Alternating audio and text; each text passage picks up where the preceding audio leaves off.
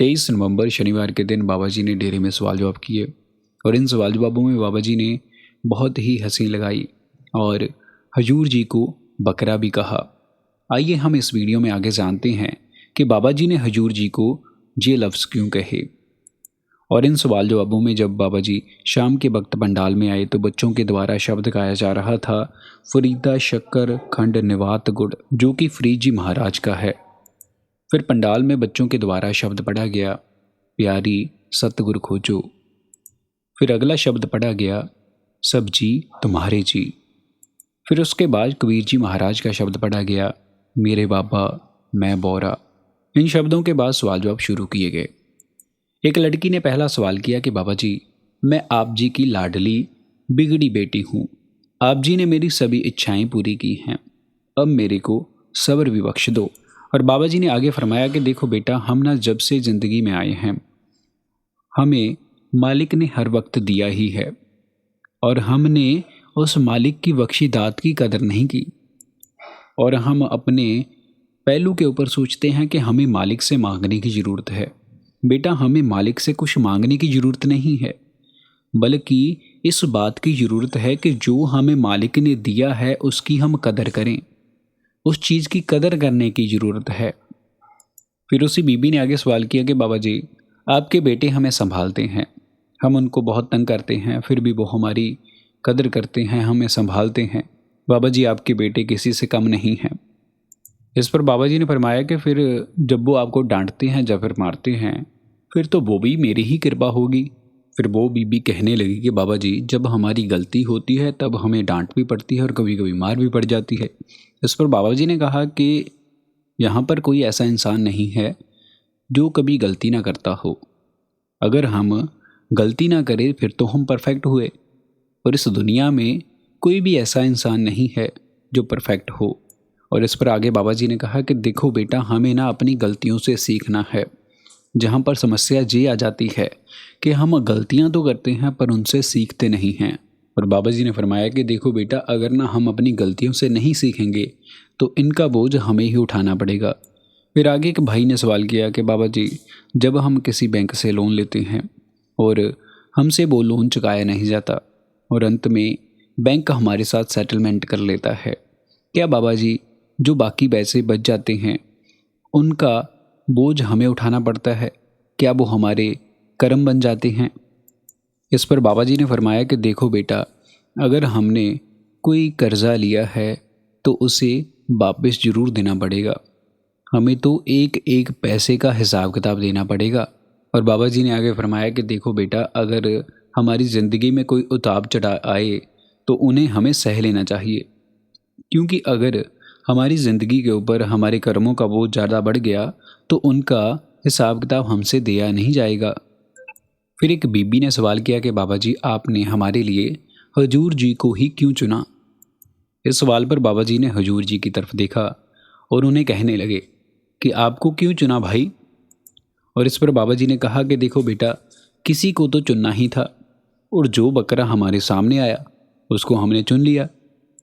फिर आगे सवाल पूछा गया कि बाबा जी, स्वामी जी महाराज का एक शब्द आता है जिसकी तुक है कि शब्द कर्म की रेख कटावे, शब्द शब्द में जाए मिलाए।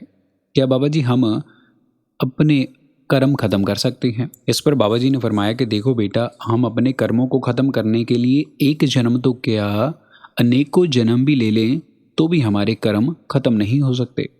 जी तो मालिक की दया और बख्शिश से ही ख़त्म हो सकते हैं। और इस पर बाबा जी ने आगे फरमाया कि देखो बेटा, हम तो अपने बर्तन को साफ़ रख सकते हैं और अपने बर्तन को साफ़ रखने की कोशिश करते हैं। फिर आगे सवाल पूछा गया कि बाबा जी, मेरा कोई सवाल नहीं है।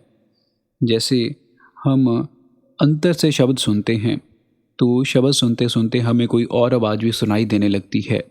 क्या बाबा जी हम ये कैसे देखें कि कौन सी सही धुन है? इस पर बाबा जी ने फरमाया कि देखो बेटा, हमें परख नहीं करनी है। अगर हम इन चीज़ों की परख करने लगे तो हमारा ध्यान नीचे की तरफ आ जाएगा।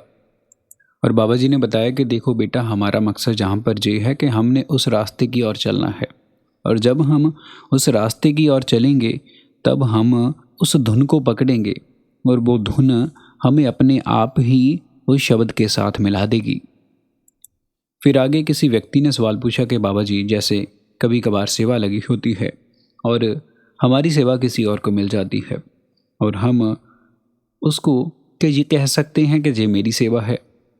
इस पर बाबा जी ने कहा कि देखो बेटा, आपको तो खुश होना चाहिए। वो सेवा आप भी कर सकते हैं और कोई और भी कर सकता है। आपको इस चीज़ में खुशी होनी चाहिए। फिर आगे सवाल पूछा गया कि बाबा जी, कई व्यक्ति सत्संग में आते हैं और जहाँ पर सत्संग में ध्यान नहीं देते या फिर उनका ध्यान नहीं लगता, क्या बाबा जी उनको सत्संग का लाभ होता है?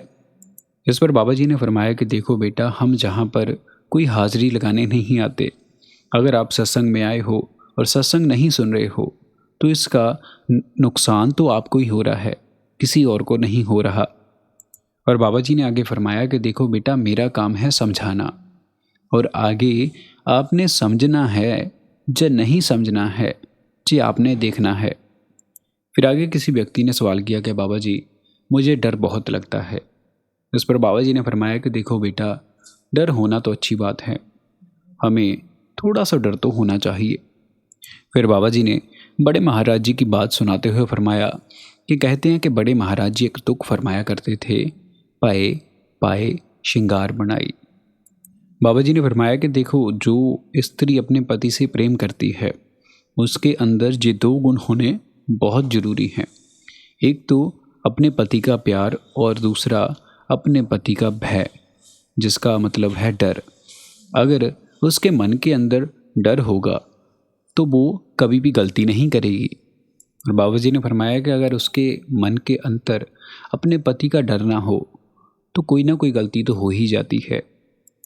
फिर किसी ने सवाल किया कि बाबा जी, कभी कभार कोई ना कोई बात दिल पर लग जाती है। इस पर बाबा जी ने कहा कि देखो बेटा, इससे क्या होगा, बोझ किससे उठाना पड़ेगा। और बाबा जी ने फरमाया कि देखो बेटा, अगर कोई हमको बोलता है और वो बात ज़्यादा ज़रूरी नहीं है तो उस बात को हमें नज़रअंदाज कर देना चाहिए। और इस पर बाबा जी ने फरमाया कि देखो बेटा, हमारी खुशी हमारे हाथ में है। अगर हम इन चीज़ों के ऊपर ज़्यादा ध्यान देंगे तो इनका बोझ हमारे ऊपर ही आएगा। फिर किसी ने सवाल किया कि बाबा जी, जो लोग शादी के लिए कुंडलियाँ देखते हैं, क्या वो ठीक है? इस पर बाबा जी ने फरमाया कि बेटा, आप क्या समझते हो? वो बीबी कहने लगी, बाबा जी नहीं, मैं ठीक नहीं समझती। इस पर बाबा जी ने फरमाया कि देखो बेटा, ये कबीर जी महाराज की पोथी है कि पढ़ पढ़ पोथी अवर समझावे, घर जलते की खबर ना पावे। जहाँ पर हमें कबीर जी कहते हैं कि जो उनकी बेटी घर पर विधवा बैठी थी, क्या उनकी कुंडली नहीं देखी थी? बाबा जी ने कहा कि हमारा एक प्रधानमंत्री होता था जो सभी काम शुभ मुहूर्त पर करता था। उसने इलेक्शनों के वक्त सभी काम शुभ मुहूर्त पर करवाए और इलेक्शन भी मुहूर्त पर ही शुरू हुए। पर जब इलेक्शनों का समय आया, जब उनका रिजल्ट आया, तो वो व्यक्ति हार गया। बाबा जी ने कहा कि वो इतना विश्वास रखता था, फिर भी ऐसा क्यों हुआ? फिर आगे उसी बीबी ने कहा कि बाबा जी, आप हमारे सेंटर में ज़रूर आना। बाबा जी ने फरमाया कि देखो बेटा, अभी इस कुंडली में नहीं लिखा गया।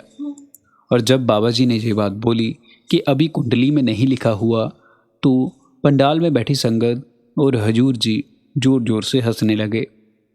संगत जी, हमारी आज की वीडियो में सिर्फ इतना ही, और आगे बाबा जी की नई वीडियो सुनने के लिए आप हमारे चैनल को ज़रूर सब्सक्राइब करें। हम आपके साथ बाबा जी की नई अपडेट साझा करते रहते हैं।